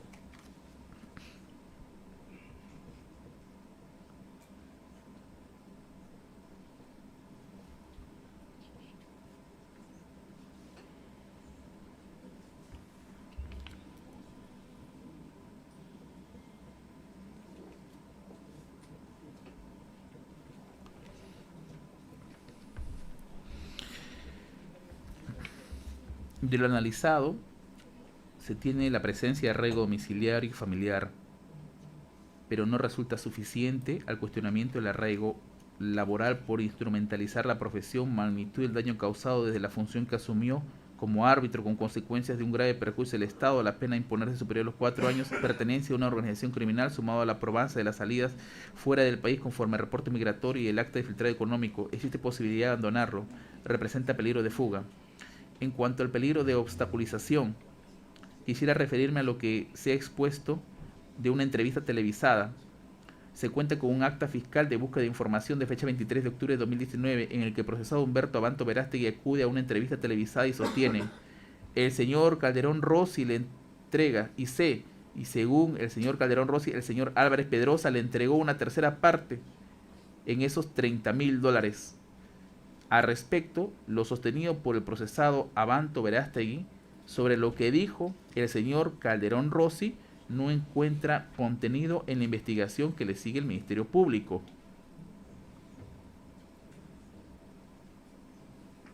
Pues Calderón Rossi se abstuvo de declarar, lo que permite inferir que la información expuesta públicamente por el referido procesado proviene de una fuente que se encuentra reservada y su accionar es contrario a la ley.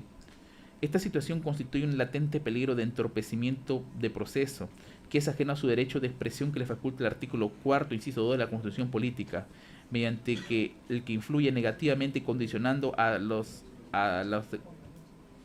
que la declaración, aquellos que las declaraciones de lo que atestiguan, limitando la tarea del ente persecutor en la búsqueda de la verdad con potencial peligro que se atente contra la seguridad de las personas que vinculan. Existe perturbación procesal. Alejandro Orlando Álvarez Pedrosa. No ha sido cuestionado la reiteración delictiva, el arraigo domiciliario, el arraigo familiar. El arraigo, en contrario, se tiene lo que es el arraigo laboral, la magnitud del daño causado, la pena a imponer y la pertenencia a una organización criminal.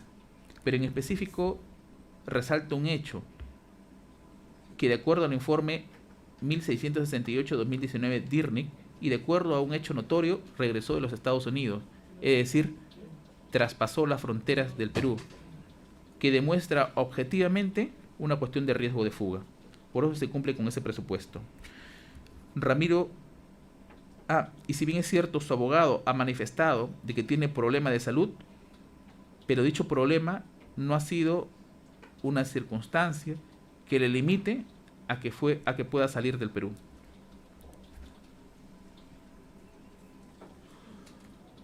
Permite proyectar que esta persona representa un peligro procesal.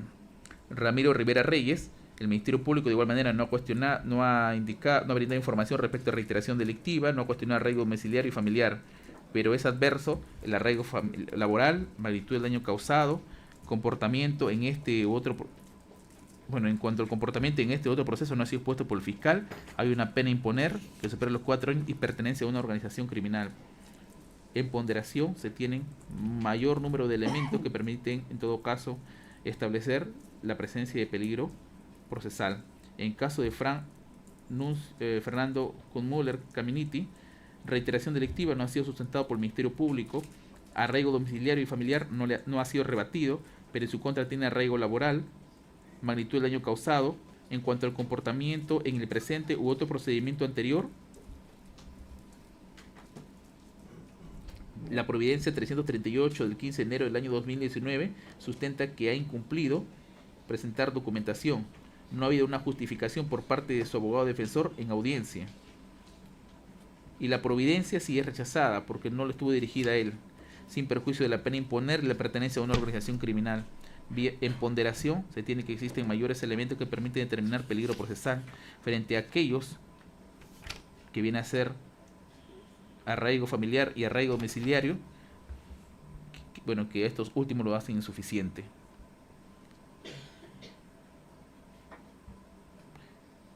En cuanto a peligro de obstaculización, debo rechazarlo, debido a que el Ministerio Público ha presentado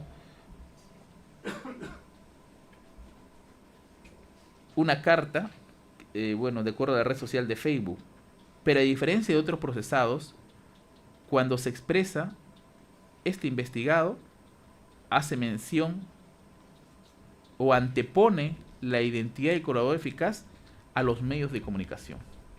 No lo dice directamente, dice los medios de comunicación. Y en esa medida,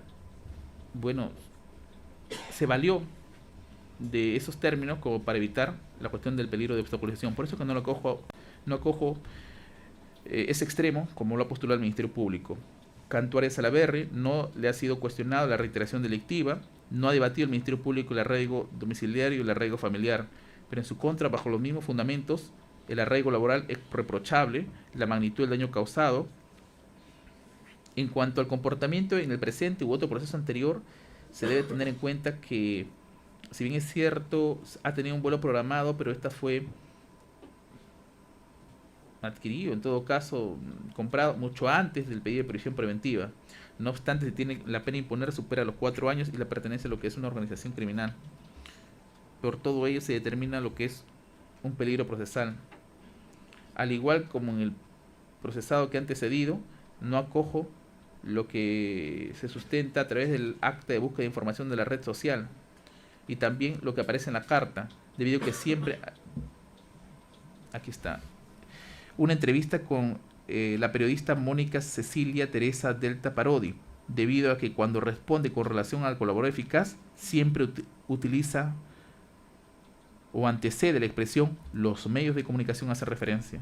Eso no permite establecer una develación de la identidad del colaborador, menos sugiere una intimidación.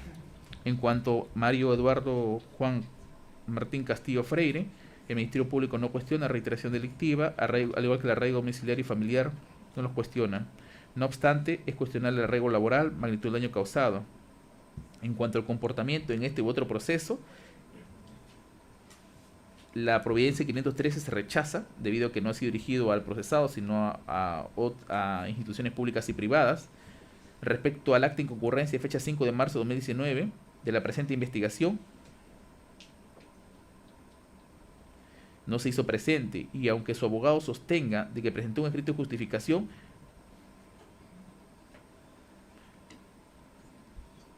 no ha presentado dicha documentación durante el debate.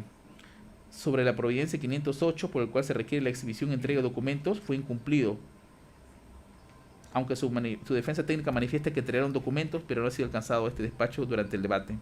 Hay pena imponer, pertenencia a una organización, hay presencia de peligro de fuga. Ricardo Espinosa Rimachi.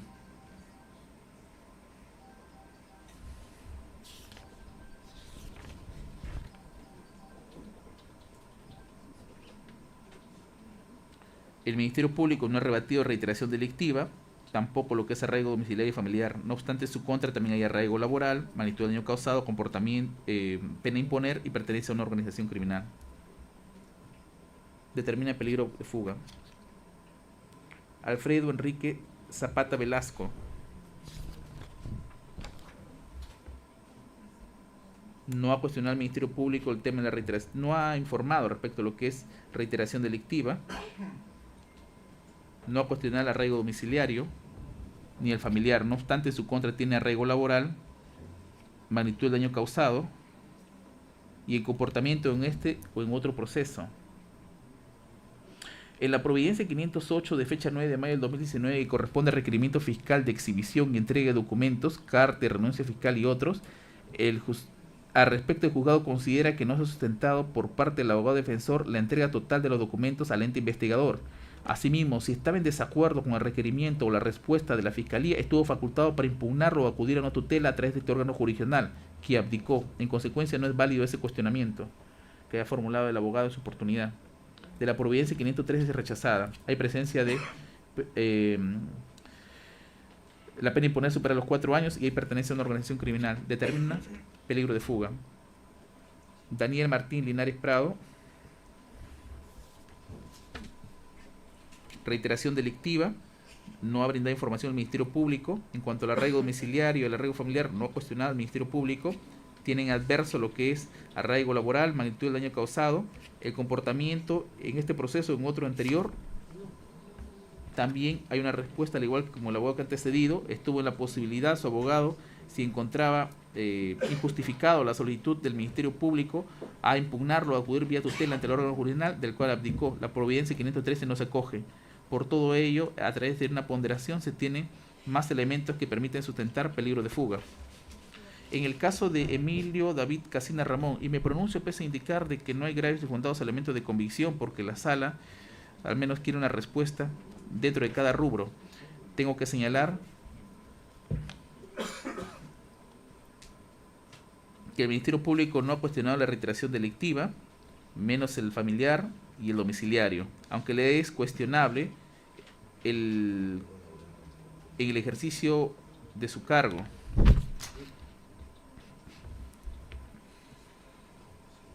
Como abogado, hay una magnitud del daño causado. En cuanto al comportamiento en este proceso o en otro anterior, no le he puesto el Ministerio Público. La pena supera los 4 años y hay pertenencia a una organización. No obstante, no funda el primer presupuesto, que son graves y fundados elementos de convicción, y para que se dicte una prisión preventiva tiene que ser copulativo. Por lo tanto, si no se tienen los graves y fundados elementos de convicción, no es posible atender a la petición del Ministerio Público. En todos los casos, a excepción del último, de los procesados, se tiene lo que es cohecho pasivo específico, cuyo extremo mínimo para la prognosis de pena es 8 años privativo de libertad, pero a ello tiene que desarrollarse un mecanismo de valoración conforme al artículo 45 y 45A del Código Penal, por lo que las penas a imponer, teniendo en cuenta la pluralidad de agentes que han actuado, siempre, o en todo caso va a ser con una agravante genérica en un trato de pena intermedia. En sumatoria de ilícitos alcanzarían los 20 años privativos de libertad, como lo ha formulado el Ministerio Público, cumpliendo con el presupuesto de prognosis de pena. En cuanto a lo que es la proporcionalidad,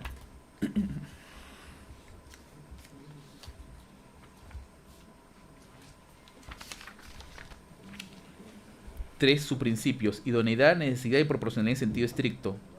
La idoneidad está con relación a la finalidad perseguida, es decir, investigación, persecución y sanción del delito. En cuanto a la necesidad, considerando que existe peligro de fuga en algunos de los casos y otro peligro de fuga y obstaculización y graves fundados elementos de convicción, y considero que no encuentro otras medidas que puedan resultar suficientes para perseguir ese fin constitucionalmente legítimo que se espera alcanzar, la prisión preventiva corresponde ser aplicable. En cuanto a la proporcionalidad en sentido estricto, ingresa en colisión lo que es el derecho a la libertad personal, pero vía precedencia condicionada es posible frente a otros bienes jurídicos afectados, como la seguridad del Estado, artículo 44 de la Constitución Política del Estado, lavado de activos, que es pluriofensivo, entre otros, incluso lo que es la administración de justicia y el orden socioeconómico, inclinar a limitar lo que es el derecho a libertad ambulatoria, cumpliendo el presupuesto en mención. En cuanto a lo que es el plazo para imponer esta medida de coerción, el artículo 7.5 de la Convención Interamericana de Derechos Humanos reconoce el derecho que toda persona en prisión preventiva debe ser juzgada en un tiempo razonable. Es igual que el artículo 8.1 de la Convención Interamericana de Derechos Humanos, incluso en el caso de Irene Lacayo versus Nicaragua. El Ministerio Público ha sostenido de que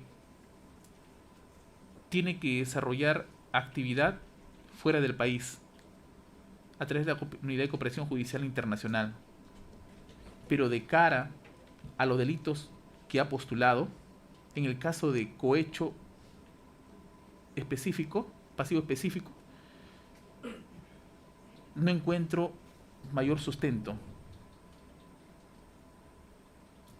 En el caso de asociación ilícita, tampoco.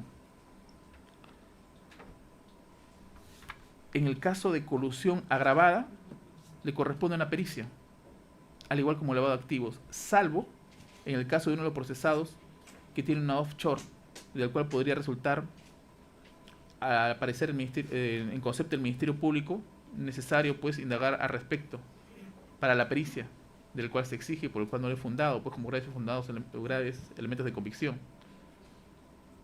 Si aplico el plazo legal, tendría que ser impuesto 36 meses, pero como he señalado en base a los lineamientos supranacionales, tengo que brindar un trato de plazo razonable, que se encuentra establecido, no en la Constitución, pero sí al menos en el Código Procesal Penal, artículo 1, en concordancia con estos instrumentos, por lo que considero que su actuación no es tan determinante como para privar de la libertad ambulatoria en ese plazo, por lo que solamente se va a acoger su petición por 18 meses. Y se resuelve de la siguiente manera: ordeno la prisión preventiva o impongo la medida de coerción personal de carácter excepcional, prisión preventiva contra los investigados Randall Edgar Campo Flores, Luis Felipe Pardo Narváez, Richard James Martín Tirado, Weiden García Rojas, Luis Fernando Pebe Romero, José Humberto Abanto Verástegui, Alejandro Orlando Álvarez Pedrosa, Ramiro Rivera Reyes, Fran Nuncio Fernando Hummuller Caminiti, Fernando Cantores Salaverry, Mario Eduardo Juan Martín Castillo Freire, Marcos Ricardo Espinosa Rimachi, Alfredo Enrique Zapata Velasco y Daniel Martín Linares Prado, por los ilícitos o por los cargos que se le ha impuesto, se le sigue en su contra, los delitos que son en su contra, cohecho pasivo específico, colusión agravada, asociación ilícita y lavado de activos. Ordeno el internamiento de los investigados que se encuentran presentes en la cárcel pública de esta ciudad, girándose los oficios correspondientes con relación a su debido cumplimiento. Oficio también a la Policía Nacional de Perú para las respectivas órdenes de captura a nivel nacional e internacional. Inmediata ubicación y captura de los investigados que no hayan concurrido a la presente audiencia. Se anota de los investigados que no han concurrido a la presente audiencia para que también sea valorado por parte de la sala respecto a los llamados o el incumplimiento de los llamados de la autoridad judicial. Impongo al investigado Emilio Casina Rivas la medida de detención domiciliaria por el plazo de 18 meses. Deberá señalar en el plazo de 5 días el domicilio donde deberá cumplir dicha medida, bajo apercibimiento de revocatoria previa solicitud del Ministerio Público. Impongo al investigado Emilio David Casina Ramón comparecencia con restricciones.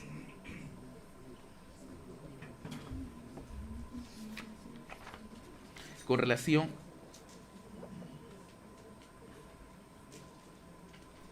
a Emilio Casina Rivas, también tiene la prohibición de comunicarse con sus coinvestigados, a excepción de su coinvestigado hijo, Emilio David Casina Ramón, prohibición de comunicarse con los órganos de prueba, personal y testigos y peritos, siempre de este caso, prohibición de realizar reuniones sociales en su inmueble, prohibición de realizar cualquier otro tipo de actividad social o política económica directa o indirectamente en el inmueble.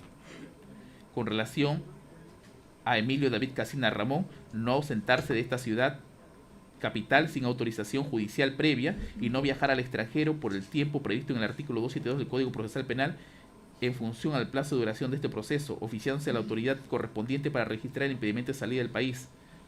Presentarse al juzgado cada 30 días y justificar sus actividades. Presentarse ante la autoridad fiscal y judicial las veces que sea requerido. Prohibición de comunicarse con su coinvestigado a excepción de su coinvestigado y padre. Prohibición de comunicarse con los órganos de prueba, personal, testigos y peritos de este caso. Y también una caución económica por la suma de 50.000 nuevos soles que deberá pagarlo, acompañando un comprobante del Banco de la Nación en un plazo de 72 horas, bajo apercibimiento de revocatoria previa de solicitud del Ministerio Público. Disponer que las reglas de conducta impuestas por esta judicatura deben ser controladas por el Ministerio Público y la Policía Nacional del Perú bajo responsabilidad funcional. También precisar que las restricciones que se han establecido por esta judicatura son dictadas bajo apercibimiento en caso de incumplimiento que el Ministerio Público solicite, evaluando, según corresponda, el requerimiento para que pueda ser tratado ante el incumplimiento. Eso es lo resuelto. Se notifica al Ministerio Público. Son varios puntos. Con relación a la prisión preventiva. Con relación a la prisión preventiva, honorable señor juez, este Ministerio Público expresa su conformidad. Solamente va a hacer la... un momento. Con relación al plazo. Sí, con relación al plazo va a hacer su impugnación. Con relación a la detención domiciliaria y a la comparecencia con restricciones. Solamente en el extremo de la detención domiciliaria de Emilio Casina Rivas va a interponer apelación, señor juez. Por interpuesto, en esos extremos que ha señalado.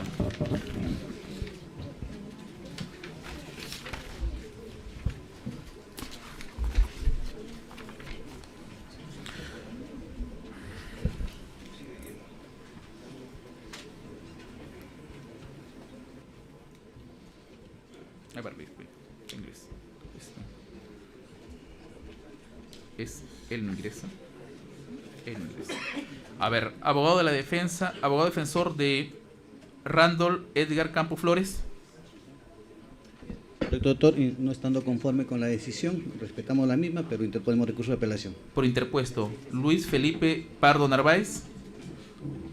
Juez, interpongo recurso de apelación. Richard James Martín Tirado. Interponemos recurso de apelación. Wayden García Rojas. Interpongo recurso de apelación. Luis Fernando Pebe Romero. Interpongo recurso de apelación. José Humberto Abanto Verástegui. Apelo, señoría. Alejandro Orlando Álvarez Pedrosa. Interponemos apelación. Ramiro Rivera Reyes. Interponemos apelación. Fran Nuncio Fernando Kunmuyer. Interponemos recurso de apelación. Fernando Cantores Salaberry. Interponemos recurso de apelación, señor. Mario Eduardo Juan Martín Castillo Freire. Interponemos recurso de apelación. Marco Ricardo Espinosa Rimachi. Interponemos recurso de apelación, señor magistrado. Alfredo Enrique Zapata Velasco. En representación de defendido, interponemos recurso de apelación. Daniel Martín Linares Prado. Interponemos recurso de apelación, señor. Emilio Casina Rivas, abogado. Señor juez, interponemos recurso de apelación. Emilio David Casina Ramón. Igual, interponemos respecto de la... Igual, interponemos recurso de apelación. Muy bien, con ello se ha concluido esta audiencia, siendo las 4:47 del día de la fecha.